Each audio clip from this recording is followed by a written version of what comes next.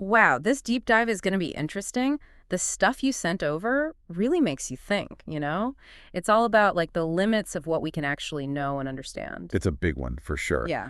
Epistemic scarcity is what your sources call it. Catchy. So where do we even begin with something this massive? Well, we've got a ton of great material to work with thanks to you. Right.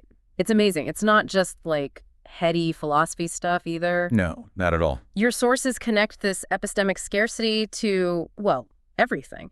From how we pick a sandwich to how whole economies work. Absolutely. Your sources even link it to the challenges of democracy and, get this, the inherent limits in physics and math. Okay, now my brain is officially hurting. So before we go any further, let's break it down. What is this epistemic scarcity thing exactly? Right. So it's not just that we're missing information, like we could just Google it and problem solved. Okay, that makes sense. So it's deeper than that. Much deeper. Your sources frame it as like a fundamental part of being human. This built-in gap between what we know and all that's actually out there to know. So it's like we're working with an incomplete puzzle. Exactly. And the picture on the puzzle pieces keeps changing too. Your sources talk about how our brains work, the limits of our senses, and how reality itself is always evolving. It's like, whoa. Yeah, whoa is right. So how does this play out in our everyday lives then? Every decision we make, we're doing it with like partial information. Right. Think about it. When you're deciding what to eat, who to date, even your career path, you're working with what you know at that moment, which is by definition incomplete. And that leads to what? Mistakes? Regrets? Your sources talk about probabilities, assumptions, misinterpretations. All of these lead to moments where we think, ugh, if I knew then what I know now. I feel personally attacked right now. So many decisions. But okay, it's not just about us as individuals, right? Our limited knowledge affects how we interact with other people too. Big time. Your sources point out that because we can never truly know what's going on inside someone else's head, misunderstandings are basically baked into the cake of human interaction. We make assumptions about people's intentions, their motivations. And boom, conflict. Right. And your sources go even further, connecting this to the roots of stereotypes and prejudices. Oh, that makes sense. Like we're filling in the gaps in our knowledge with oversimplified ideas about entire groups of people. Exactly. It's a dangerous mental shortcut. Okay, so let's zoom out even more now. Your sources spend a lot of time on how this epistemic scarcity impacts big, complex systems, like the economy, for example. Right. Your sources highlight how economic models try to predict the future based on what's happened in the past. But that only gets you so far. Because, surprise, surprise, the future doesn't always behave like the past. Exactly. And that's where you get those unexpected market crashes, those economic black swan events. Okay, so what about politics? Like, everyone has their own strong opinions about how society should be run. And your sources make this crucial point. Every political ideology is ultimately based on a certain interpretation of how society works. But those interpretations are always evolving as we learn new things and encounter new perspectives. So what might seem like the right answer today could look very different tomorrow. Exactly. Your sources really emphasize that. And technology, even though it feels like we're learning new stuff every day, even that's limited by what we know right now. Precisely. Every amazing gadget, every scientific breakthrough, it's all built on the current state of our understanding, which, as we've been talking about, is inherently limited. It's constantly being updated, revised, sometimes even completely overturned. I'm starting to feel kind of small in the grand scheme of things. Well, it's definitely humbling. And your sources make it clear. We're not the first ones to wrestle with this. Every generation throughout history has grappled with the limits of their knowledge. So our ancestors were just working with different incomplete puzzles. Basically, yeah. They were making the best decisions they could with the information they had at the time. So it's like a never-ending cycle. Okay, but why are we stuck with this limited knowledge thing? Your sources dive into the biology and philosophy behind it, right? They do. On the biological side, it comes down to, well, how we're wired as humans. Your sources talk about these things called cognitive biases. Oh, yeah, I've heard of those. Like confirmation bias, Right. Where we tend to focus on information that already fits our beliefs. Exactly. And your sources also point to the limitations of our senses. We only perceive a tiny fraction of all the stuff that's going on around us. And then there's the whole field of philosophy dedicated to this, right? Right. Epistemology. It's literally all about the nature and limits of knowledge. Philosophers have been debating this for centuries, which just goes to show you how fundamental it is. Wow, it's like a mind-blowing rabbit hole. Now, here's something that really surprised me in your sources. They talk about how even fields like physics and math, which seem so precise, they bump up against these limits too. It's fascinating, isn't it? Your sources use the Heisenberg uncertainty principle as an example. Okay, refresh my memory on that one. Basically, in quantum mechanics, there's a fundamental limit to how precisely you can know both the position and momentum of a particle at the same time. And it's not a technology issue. It's a fundamental law of the universe. So no matter how good our instruments get, there are some things we just can't know for sure. That's the idea. And your sources mention Gödel's incompleteness theorems, too. It's pretty heady stuff, but basically he proved that there will always be true mathematical statements that can't be proven within any formal system. It's like a mind-bending paradox. So even with logic, we're not guaranteed to arrive at absolute truth. Right.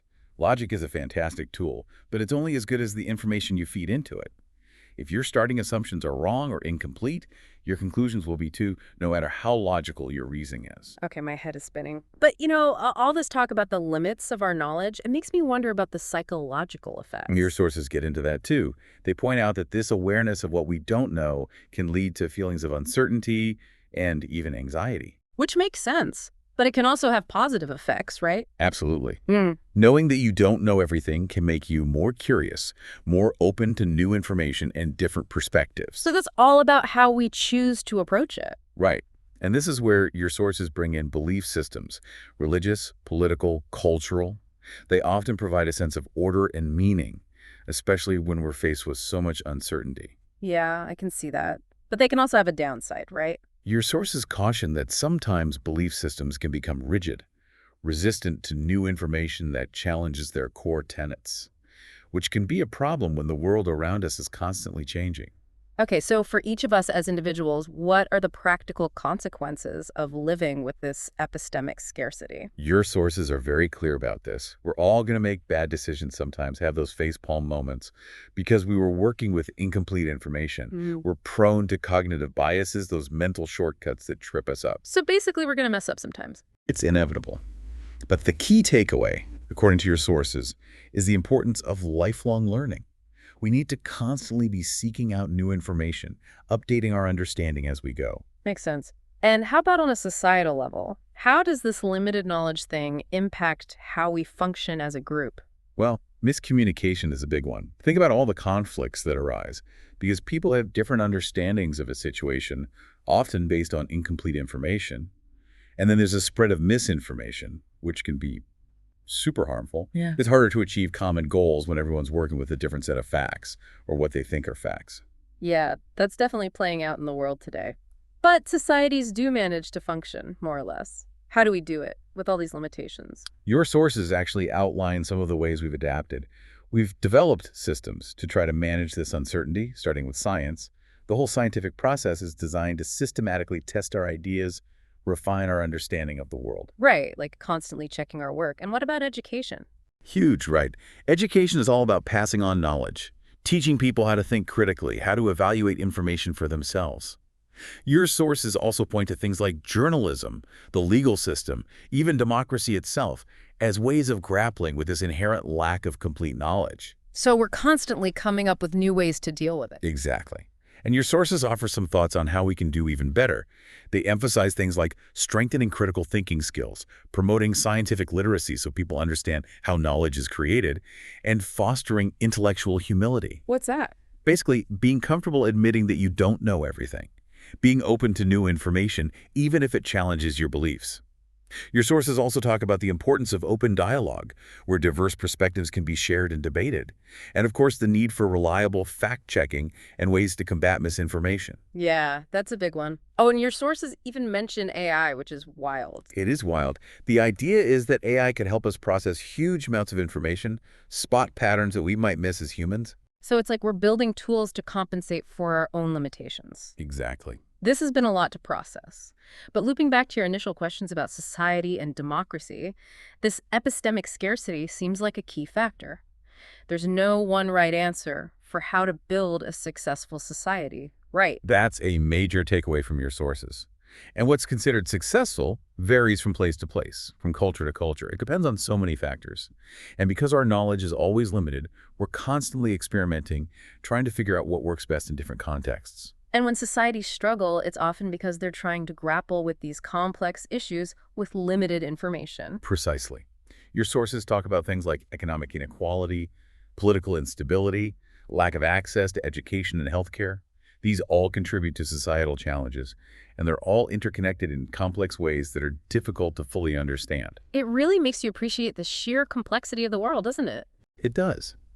And it highlights the importance of approaching these issues with humility, recognizing that we don't have all the answers. Well, this deep dive has been truly mind-expanding. Thanks to you for sending in such thought-provoking material. It's been a pleasure diving in with you. And for everyone listening, consider this. If we accept that we can't know everything, how might that change how we approach the world, how we interact with each other, and how we tackle the big challenges facing us today? That's a question worth pondering. Thanks again for joining us on this deep dive. We'll see you next time. This is DigitView.